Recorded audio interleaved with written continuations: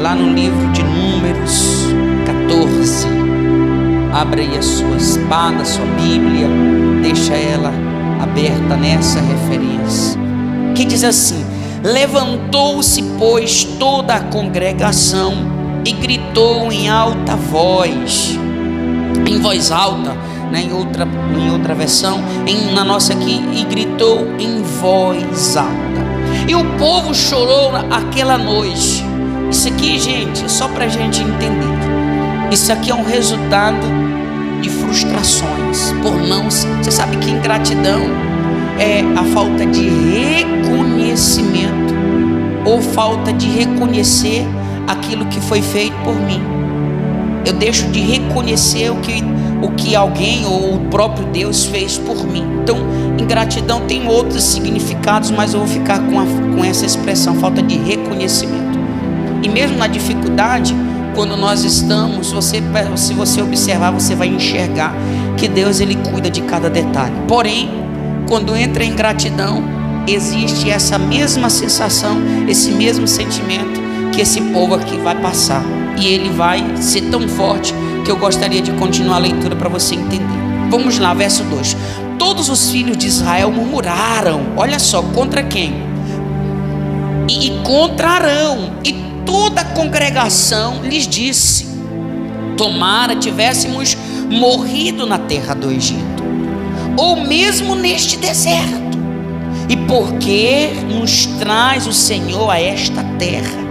Para cairmos a espada, e para que nossas mulheres e nossas crianças sejam por presa, não nos seria melhor voltarmos para o Egito? Diziam uns aos outros. O que eles diziam? Levantemos um capitão e faremos o quê? E voltemos para o Egito. Isso aqui significa o quê?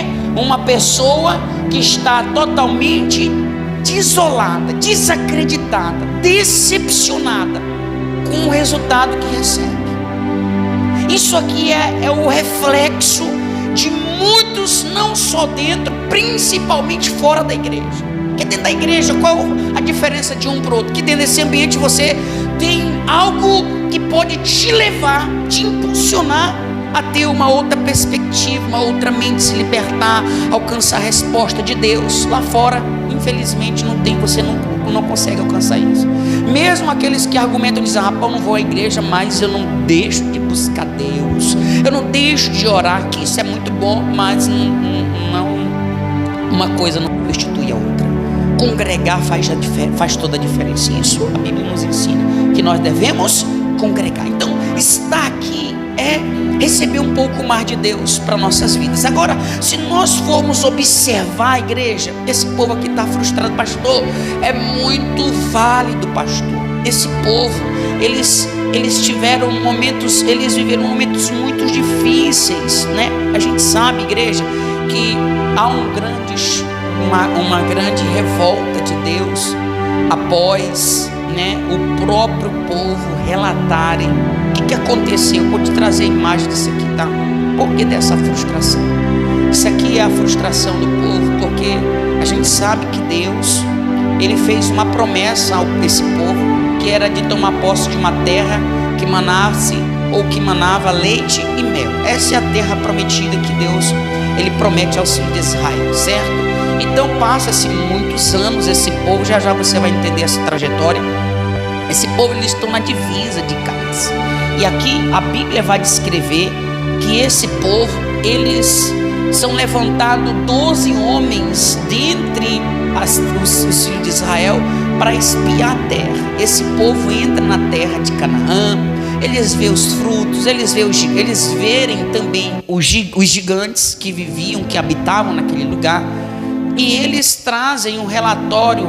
Josué e Caleb estão entre essas pessoas. E aqui, quando os espiões, os 10 dos 12, eles trazem esse relatório e falam para o povo o que estava naquela terra. O fruto é bom, mas também há um grande exército. A terra é habitada por outra nação. e esse povo é descendente de gigantes, nós não vamos conseguir vencer. E aí causa-se uma insatisfação, e é por esse motivo que esse povo, eles vão chorar a noite inteira, eles choram à noite, eles querem voltar para o Egito. Gente, está aqui a bênção, eu estou a um passo de tomar posse da bênção de Deus, da promessa de Deus, e o povo está desejando voltar para o Egito. Pastor, mas é justificável. Você sabe que muitos argumentos são válidos, mas diante daquele que fala, você não pode, gente, jamais deixar sua mente prender você, porque se Deus fala, Ele sabe que já se encontra no caminho. Ele sabe. Você acha que Deus não sabia que existia gigante nessa terra? Deus sabia, gente. Deus já estava ciente disso. Mas, pastor, e por que o povo não permaneceu firme? Pastor, por que esse povo, eles viveram dessa forma? E essa é a base, é a questão que eu estou lhe orientando, que o Espírito Santo está lhe orientando, que você precisa ser curado do quê? Da ingratidão. Porque Deus, na verdade, Ele daqui para frente, Ele vai se revoltar com essas pessoas. E eu quero que você venha aqui comigo no verso 22. Preste atenção o que Deus vai fazer agora. Depois que Moisés intercede pelo povo, ele vai clamar, vai buscar o povo aqui. Se você, já vou te explicar esse cenário aqui que nós acabamos de ler. Quero voltar aqui, continuar a leitura, mas no verso 22 para você entender. Posso ler com você? Isso aqui já é a ordem de Deus, a base de Deus, a orientação de Deus após Moisés ter orado. Que diz assim: nenhum dos homens que, tendo visto a minha glória e os meus prodígios que fiz no Egito e no deserto, todavia me puseram à prova já 10 vezes e não obedeceram o que, gente? A minha voz. Nenhum.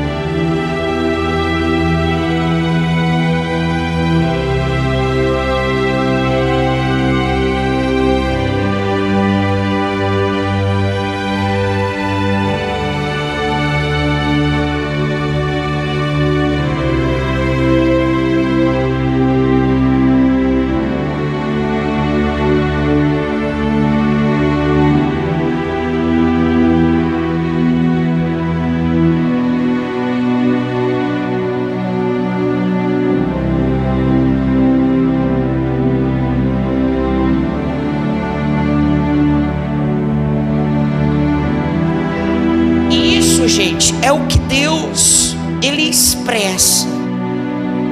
Pastor, mas por que o povo não entra? Vou te explicar por quê. Vamos ler, porque senão ia tomar muito seu tempo, mas eu vou te explicar. Se você quiser acompanhar as referências ou anotar para depois ler em casa, faça isso, porque é muito forte e muito válido. Mas tudo começa aqui em Êxodo capítulo 7.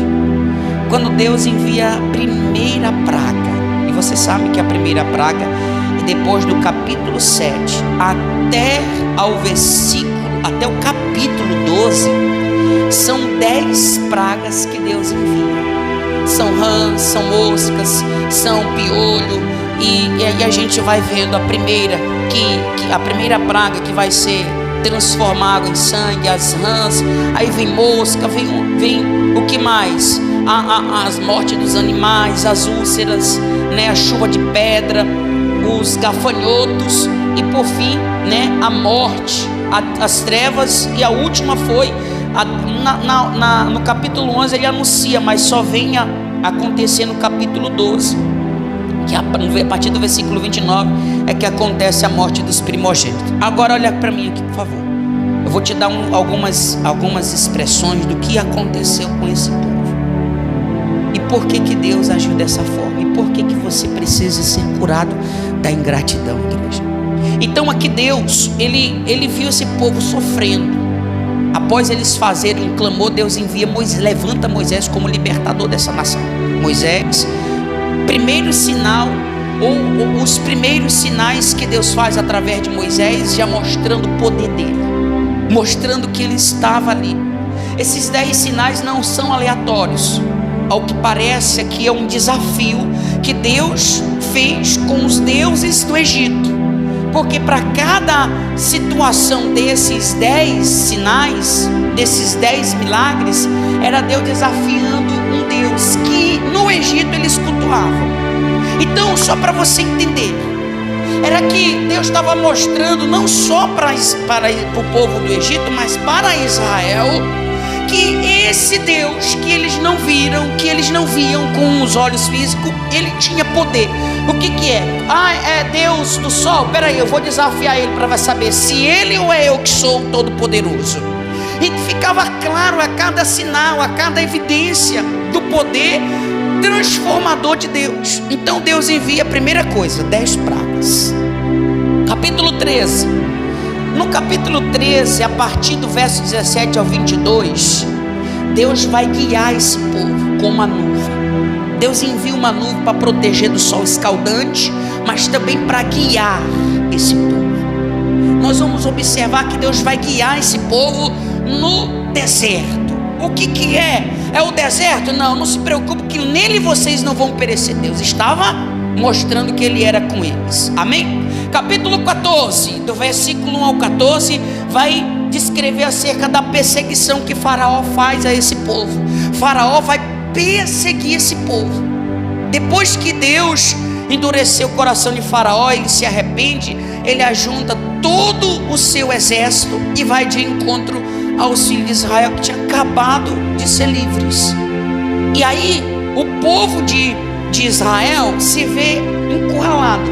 Na frente eles se deparam com um grande mar, atrás Faraó, lado direito e esquerdo um grande deserto. E agora? Aí Deus novamente, no capítulo 14, do versículo 15 ao versículo 31, já vai descrever, do capítulo 15 ao 25, vai descrever a passagem. Eles vão passar, o mar vai se abrir.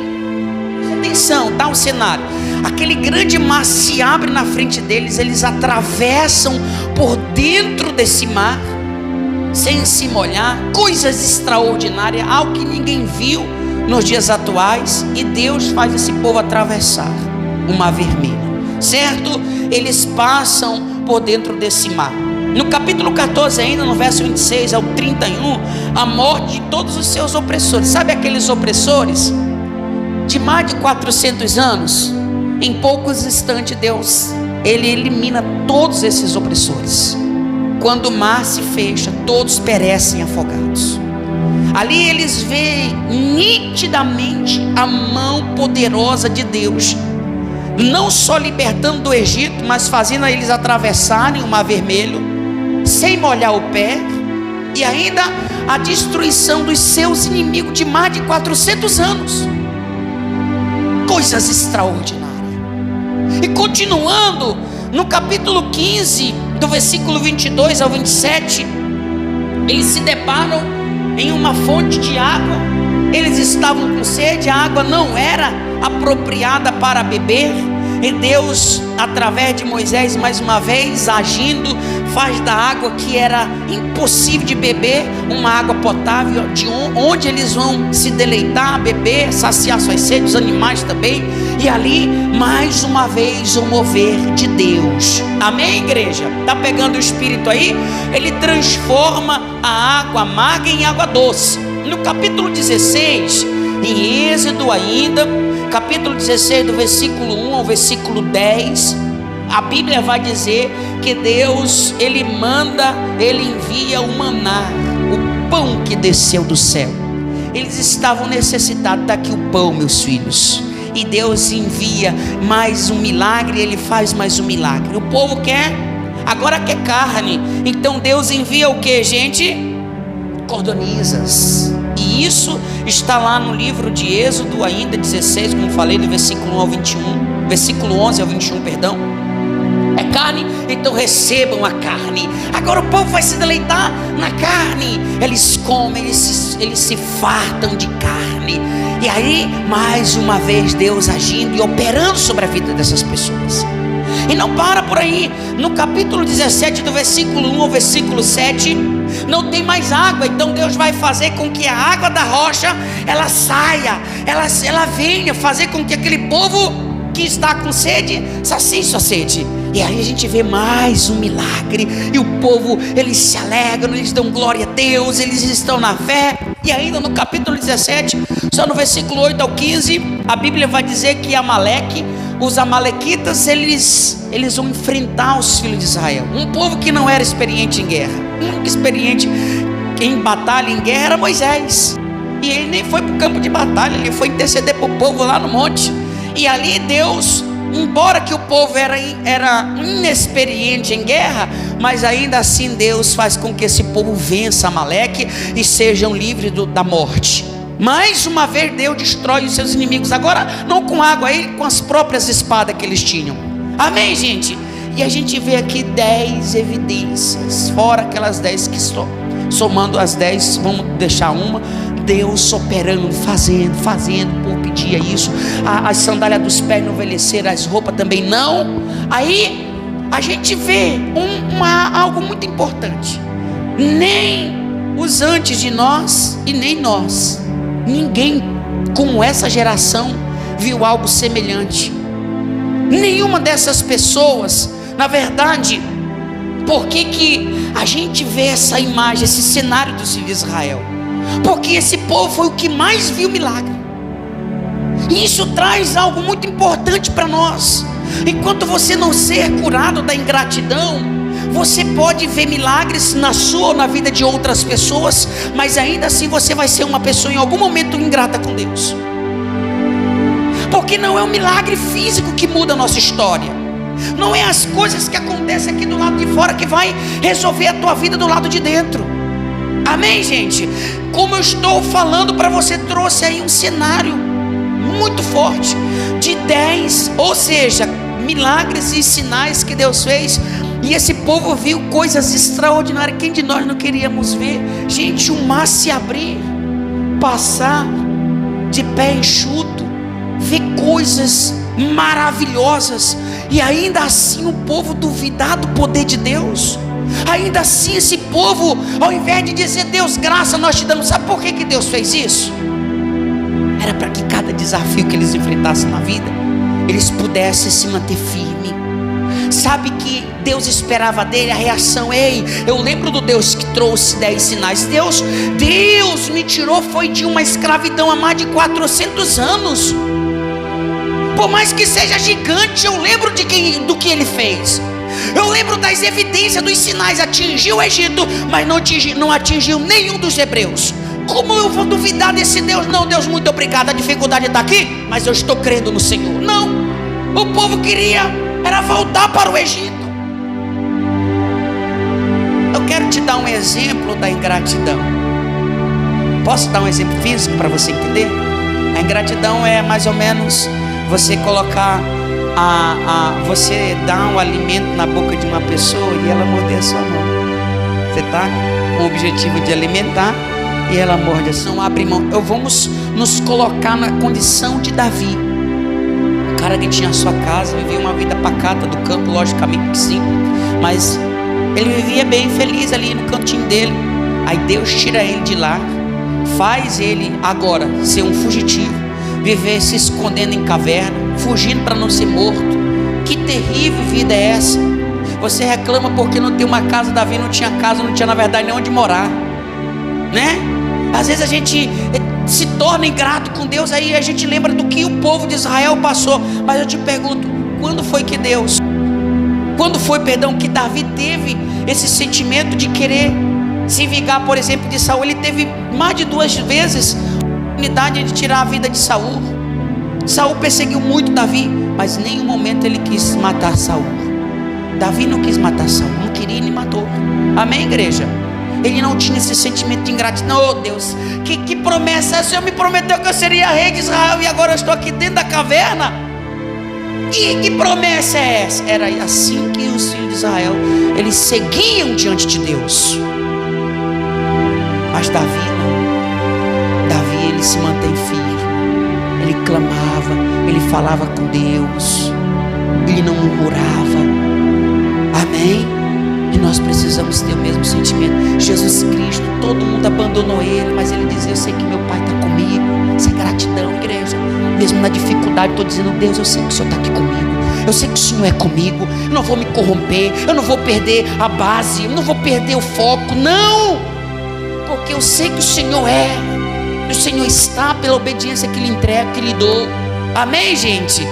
Então seja uma pessoa que vai lutar nessa noite para sair daqui curado do quê? Da ingratidão. Amém? Então Deus se revolta porque esse povo foi o povo que mais viu milagre, mas não creu. Esse povo viu mais milagres, sinais do que qualquer outra pessoa. Nunca houve outra pessoa depois dessa geração que viu tantas evidências e sinais como esse povo aqui. Aí chega do outro lado, pertinho da bênção, o povo enche o coração de ingratidão. Mais uma vez Deus quer saber: não adianta eu mudar esse povo de lugar se ele não mudar de mentalidade. Não adianta eu tirar esse povo. Já tirei do Egito, fiz tudo por eles, trouxe a carne, trouxe o pão, trouxe a água, eu libertei da escravidão. Não tinha como atravessar o mar, não tinha barco para todo mundo atravessou sem sequer molhar os pés, e ainda assim esse povo não adianta. Então vai chegar um momento que a ingratidão dentro de você pode ser tão forte que você mesmo vai rejeitar a bênção de Deus. E o que Deus vai poder fazer contra esse sentimento? Nada. Se você está aí dado a essas questões, não, gente, precisamos vencer. Você precisa ser curado dessa ingratidão. Deus, eu não sei, mas eu sei que o Senhor está aqui comigo. Não sei como o Senhor vai fazer o milagre, mas eu creio. Amém?